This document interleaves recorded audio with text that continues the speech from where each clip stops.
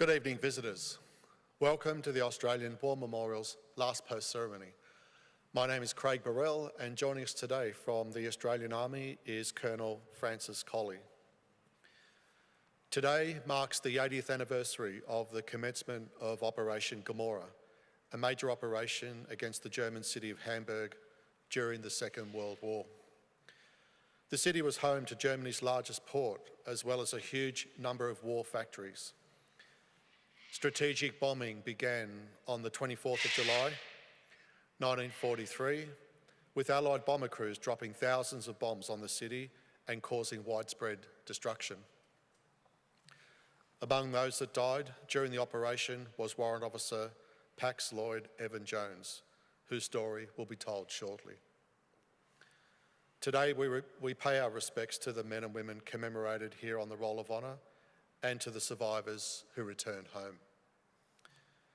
This evening we are honoured to acknowledge General Sir Patrick Sanders, Chief of the General Staff, United Kingdom, and Lady Sanders, accompanied by Lieutenant General Simon Stewart, Chief of Army, Australia, and Mrs. Katie Stewart. The accompanying delegation. We also warmly welcome Mr. John King, President of the Return and Services League of Australia, ACT branch, and Group Captain Alan George, retired, representing the Air Force Association. We welcome the veterans who have served, those that are still serving, and the families that love and support them. The live stream of this ceremony is made possible by the Return and Services League of Australia and the RSL and Services Clubs Association. We welcome members who are watching the broadcast of this ceremony across Australia. During this evening's ceremony, wreaths will be laid at the base of the Pool of Reflection by visitors to the memorial and students on behalf of Kempsey South Public School from Kempsey, New South Wales. If you are able, please stand and join in singing the National Anthem.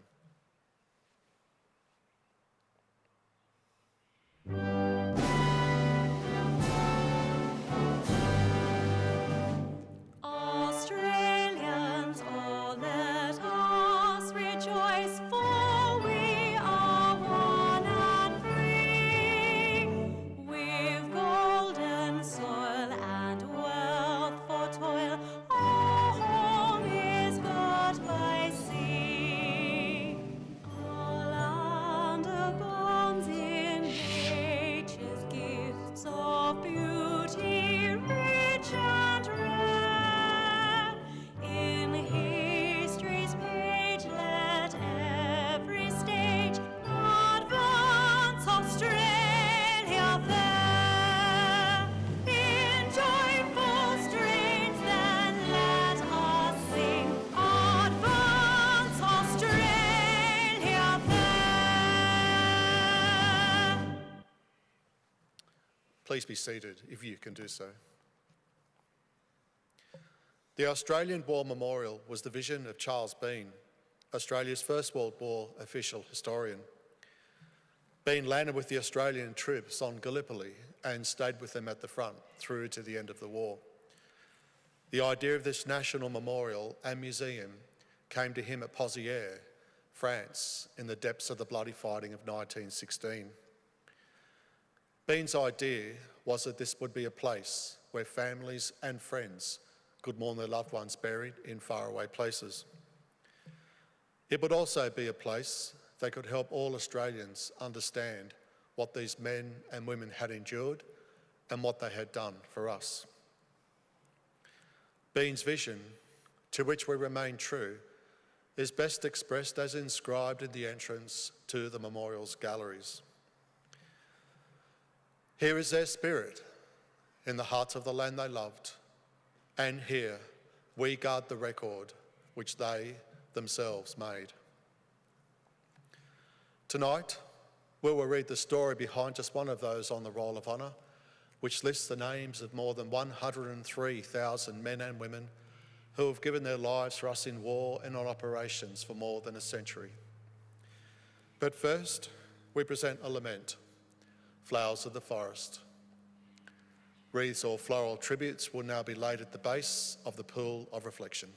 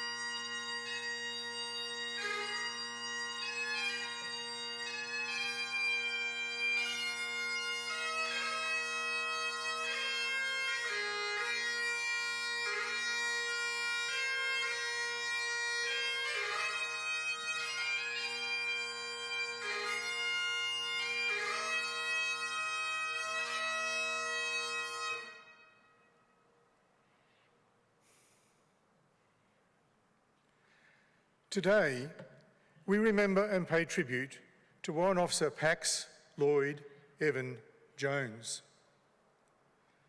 Pax Jones was born in Sydney on the 1st of January 1919, the youngest of 5 children born to farmer Arthur Jones and his wife Margaret. Pax attended Cleveland Street Intermediate High School, where he enjoyed studying languages. He studied French with a private tutor and learned to speak and write fluently. He later enrolled at the University of Sydney to study psychology and was known as a keen sportsman, enjoying horse riding, hiking and hockey.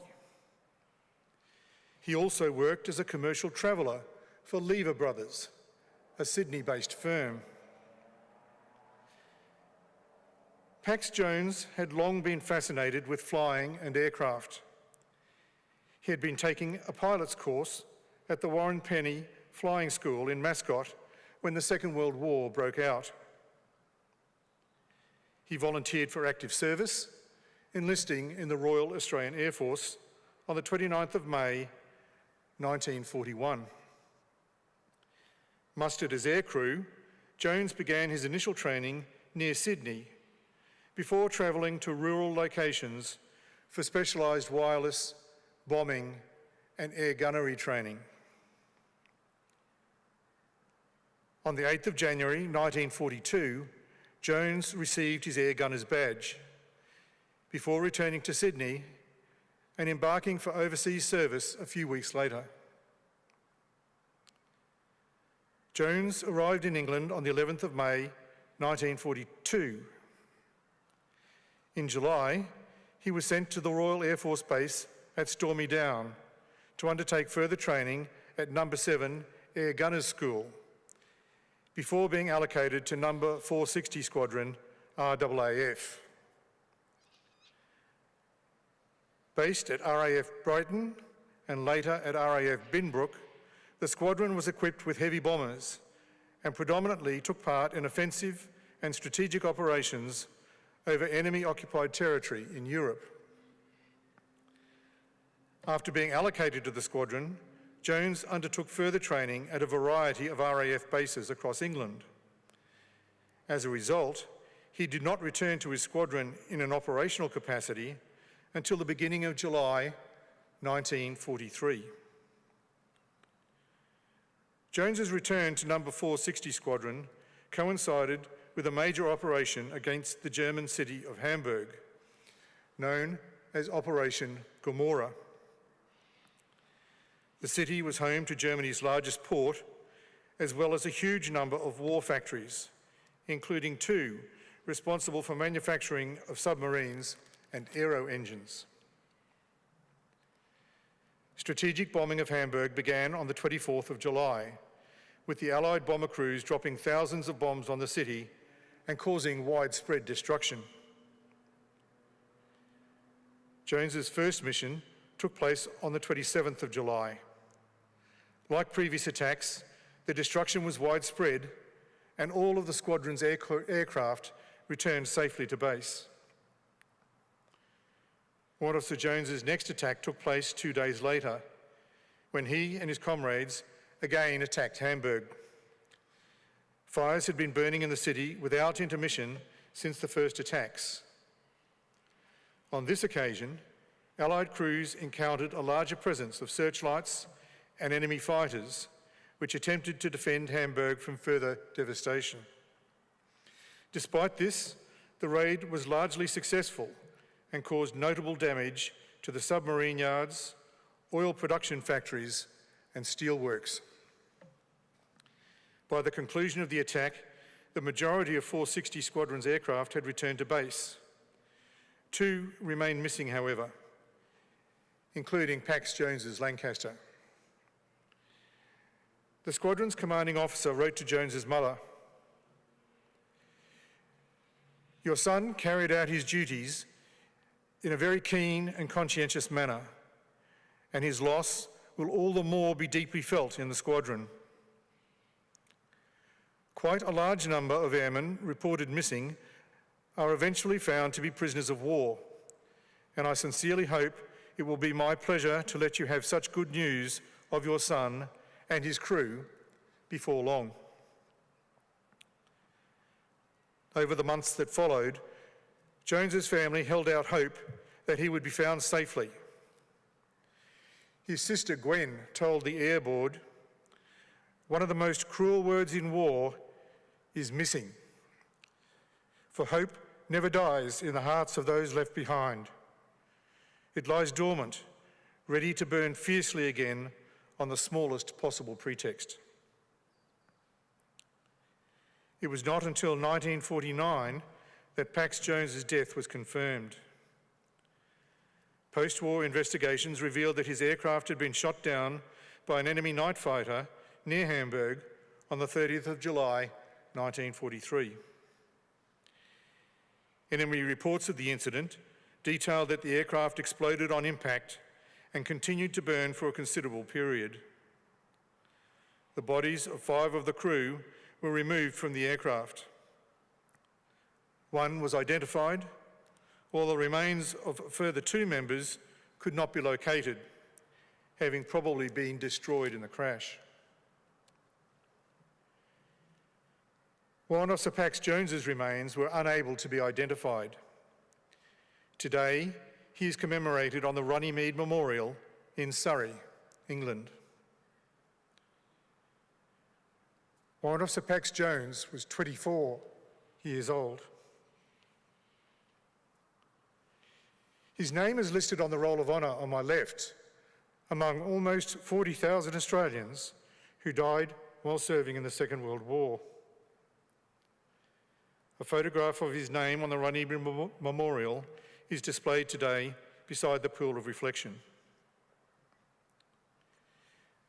This is but one of the many stories of service and sacrifice told here at the Australian War Memorial. We now remember Warrant Officer Pax Lloyd Evan Jones, who gave his life for us, for our freedoms, and in the hope of a better world.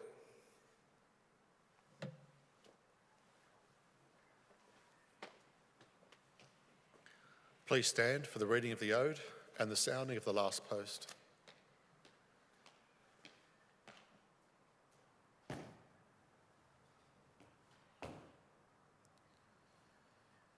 They shall grow not old, as we that are left grow old.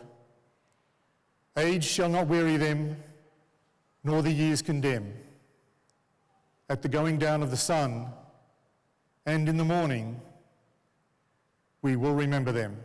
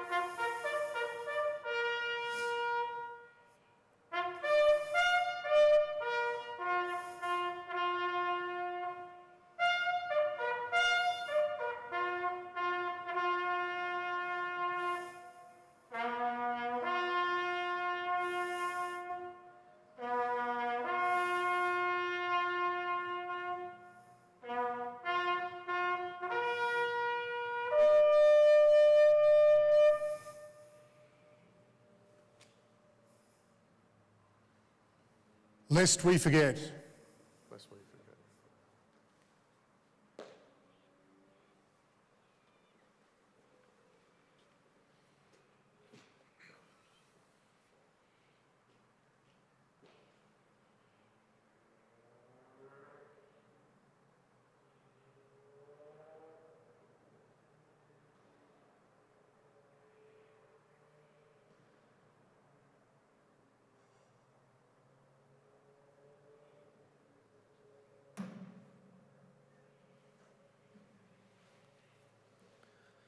We leave you this evening with the words of the memorial's founder, Charles Bean. Many a man lying out there at Pozieres or in the low scrub at Gallipoli, with his poor, tired senses barely working through the fever of his brain, has thought in his last moments, well, it's over. But in Australia, they will be proud of this. Ladies and gentlemen, girls and boys, that concludes the last post ceremony.